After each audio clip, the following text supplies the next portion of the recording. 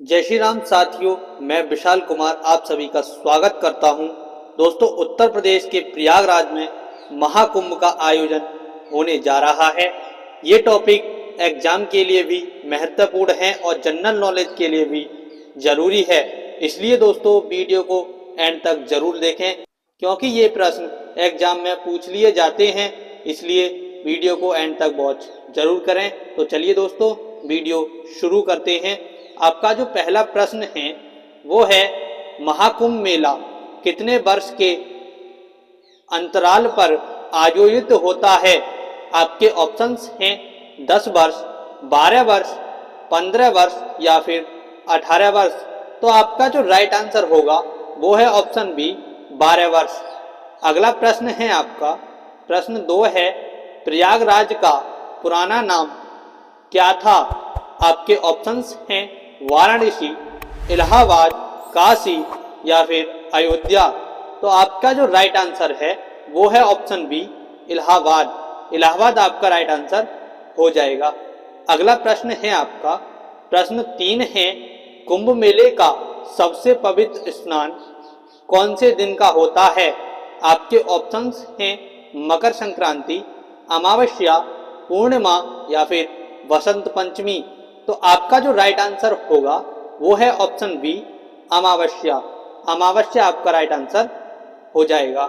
अगला प्रश्न है आपका प्रश्न 3 है, प्रयागराज में महाकुंभ मेले का आयोजन किन 3 नदियों के संगम पर होता है? आपके ऑप्शंस हैं गंगा, यमुना, गोदावरी, गंगा, यमुना, सरस्वती, गंगा, गोदावरी, सरस्वती या फिर यमुना, सरस्वती, नर्मदा। तो आपका जो राइट आंसर है वो है ऑप्शन बी, गंगा, यमुना, सरस्वती। दोस्तों इन तीनों नदियों का वहां पर संगम है जहां पर महाकुंभ मेले का आयोजन होता है। आपका अगला प्रश्न है, कुंभ मेले 4 स्थानों पर आयोजित होता है। ये स्थान है प्रयागराज, हरिद्वार, उज्जैन। और चौथा स्थान जो होगा दोस्तों वो कौन सा होगा? आप हमें कमेंट में बताएं अगर आपको इस सवाल का आंसर मालूम है तो। आपके ऑप्शंस हैं वाराणसी, नासिक, पटना या फिर गुवाहाटी। तो आपका जो राइट आंसर होगा वो है ऑप्शन बी, नासिक। नासिक आपका राइट आंसर हो जाएगा। अगला प्रश्न है आपका प्रश्न 6 है, कुंभ मेले का वर्णन किस प्राचीन ग्रंथ में मिलता है? आपके ऑप्शंस हैं वेद, पुराण, महाभारत या फिर रामायण। तो आपका जो राइट आंसर है वो है ऑप्शन बी, पुराण। पुराण आपका राइट आंसर हो जाएगा। अगला प्रश्न है आपका प्रश्न 7 है, कुंभ मेले का मुख्य रूप से किस धर्म से संबंधित है? यानी जो कुंभ मेला है वो किस धर्म से संबंधित है? आपके ऑप्शंस हैं बौद्ध धर्म, जैन धर्म, हिंदू धर्म या फिर सिख धर्म। तो दोस्तों इसका जो राइट आंसर है वो है ऑप्शन सी, हिंदू धर्म। यानी कुंभ का जो मेला है हिंदू धर्म से संबंधित है। आपका अगला प्रश्न है, कुंभ मेले के दौरान सबसे बड़ा आकर्षण क्या होता है? आपके ऑप्शंस हैं सांस्कृतिक कार्यक्रम, संत और महात्माओं की उपस्थिति, गंगा आरती या फिर नागा साधुओं का शाही स्नान। दोस्तों इसका जो राइट आंसर है वो है ऑप्शन डी, नागा साधुओं का शाही स्नान। अगला प्रश्न है आपका प्रश्न 9 है, कुंभ मेले में शाही स्नान का क्या महत्व है? आपके ऑप्शंस हैं यह पुण्य प्राप्ति का दिन माना जाता है, यह मेला समाप्त होने का दिन है, यह साधुओं के मिलन का दिन है या फिर यह संगम के नाव यात्रा का दिन है। तो आपका जो राइट आंसर है वो है ऑप्शन ए, यह पुण्य प्राप्ति का दिन माना जाता है। अगला प्रश्न है आपका प्रश्न 10 है, कुंभ मेले का सबसे पहला ऐतिहासिक उल्लेख किस शासक के शासनकाल में मिलता है? आपके ऑप्शंस हैं अशोक, हर्षवर्धन, अकबर या फिर चंद्रगुप्त मौर्य। तो आपका जो राइट आंसर है वो है ऑप्शन बी, हर्षवर्धन। हर्षवर्धन आपका राइट आंसर हो जाएगा। अगला प्रश्न है आपका प्रश्न 11 है, कुंभ मेले की आधिकारिक घोषणा किस आधार पर की जाती है? आपके ऑप्शंस हैं चंद्र कैलेंडर, सूर्य और चंद्रमा की स्थिति, ग्रहों की स्थिति या फिर ज्योतिषीय गणना। तो आपका जो राइट आंसर है वो है ऑप्शन डी, ज्योतिषीय गणना।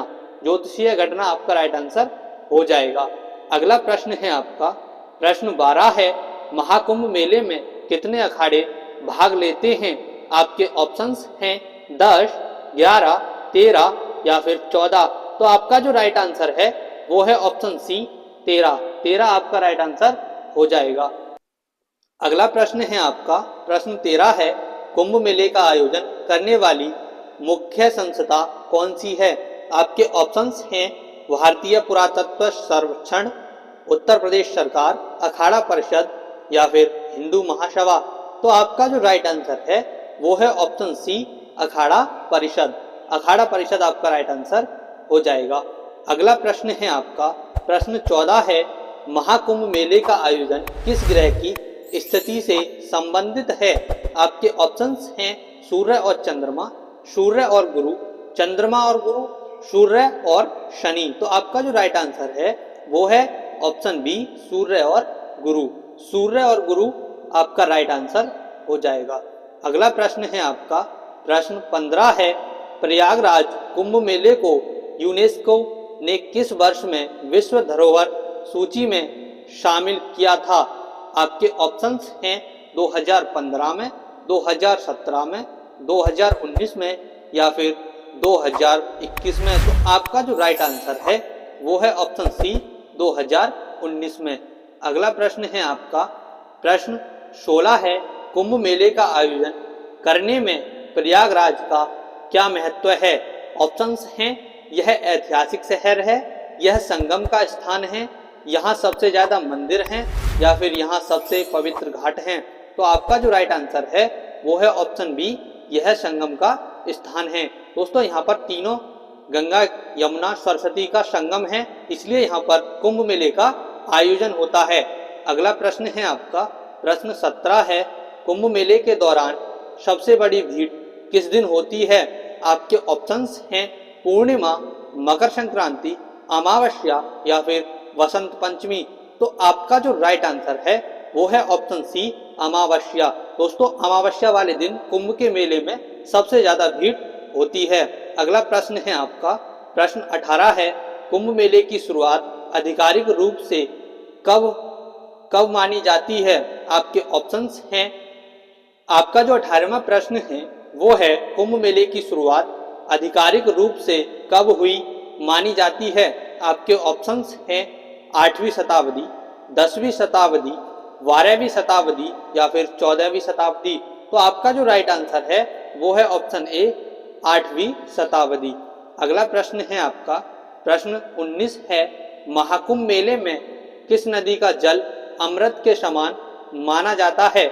आपके ऑप्शंस हैं गंगा, यमुना, सरस्वती या फिर संगम का जल। तो आपका जो राइट आंसर है वो है ऑप्शन डी संगम का जल।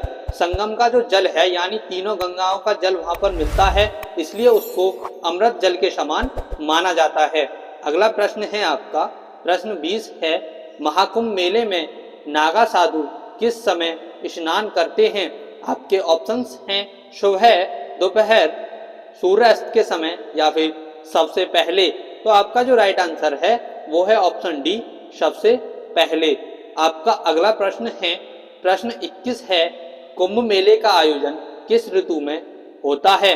आपके ऑप्शंस हैं ग्रीष्म, शरद, वसंत या फिर शीत। तो आपका जो राइट आंसर है वो है ऑप्शन डी शीत। शीत आपका राइट आंसर हो जाएगा।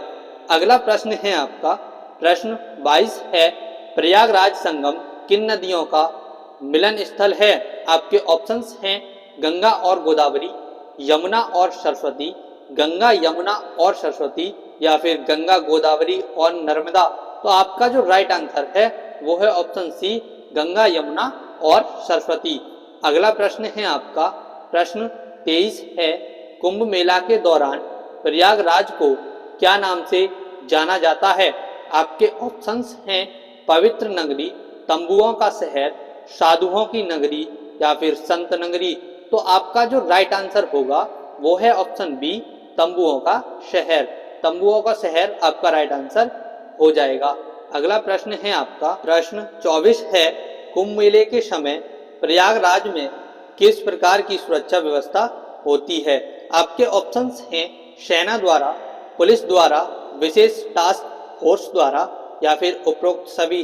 तो आपका जो राइट आंसर है वो है ऑप्शन डी, उपरोक्त सभी।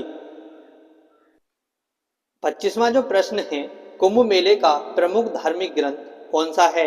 आपके ऑप्शंस हैं गीता, रामायण, वेद या फिर स्कंद पुराण। तो आपका जो राइट आंसर होगा वो है ऑप्शन डी, स्कंद पुराण। अगला प्रश्न है आपका प्रश्न 25 है, कुंभ मेले की सबसे महत्वपूर्ण परंपरा कौन सी है?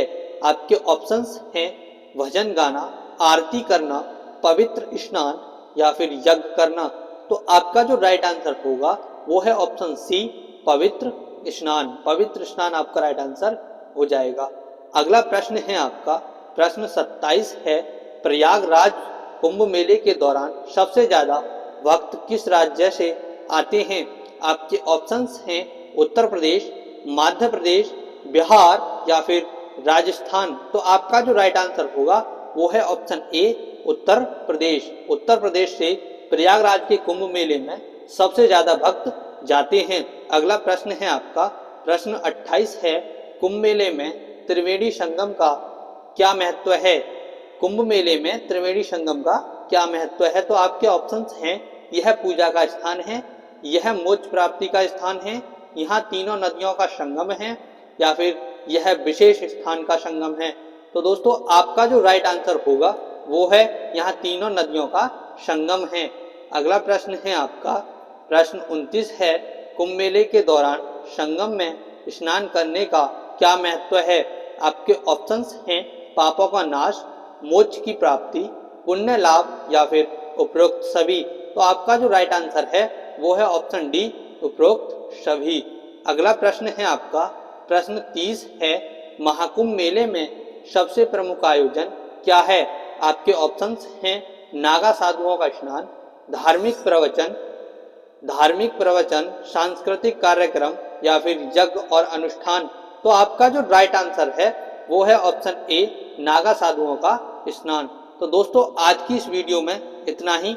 आपको ये वीडियो कैसी लगी और ये 30 प्रश्न महाकुंभ के बारे में जानकर आपको कैसा लगा, आप हमें कमेंट में बताएं। दोस्तों ये प्रश्न काफी ज्यादा इम्पोर्टेंट हैं क्योंकि प्रत्येक वर्ष एग्जाम में पूछ लिए जाते हैं। तो मिलते हैं एक और नई वीडियो में। जय श्री राम।